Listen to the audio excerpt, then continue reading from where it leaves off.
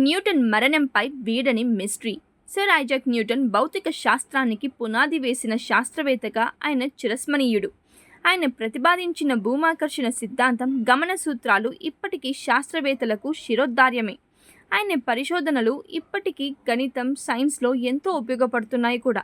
అయితే ఆయన మరణంపై ఇప్పటికీ మిస్టరీ వీడకపోవడం గమనార్హం. ఆయన ఎలా మరణించారన్న దానిపైన నేటికి చర్చలు జరుగుతూనే ఉన్నాయి. అనేక ఆవిష్కరణలకు కారకుడైన ఆయన వేదాల పట్ల ఎంతో ఆసక్తి ఉందని, బైబిల్ని కూడా క్షుణ్ణంగా అధ్యయనం చేశారని చెప్తారు. ఇంతటి గొప్ప శాస్త్రవేత్త మరణం మాత్రం ఇప్పటికీ వీడని మిస్టరీగానే మిగిలిపోవడం విచిత్రం. కారణం, చివరి రోజుల్లో ఆయన రహస్య జీవనం గడపడమే.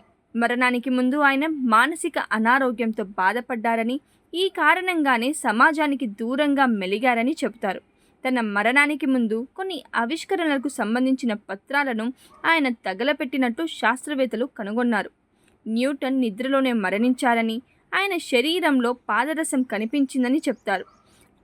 ఆయనకు రసావాదంతో సంబంధం ఉందంటారు. అయితే ప్రభుత్వ లాంఛనాలతో ఆయన అంత్యక్రియలు జరిపారు.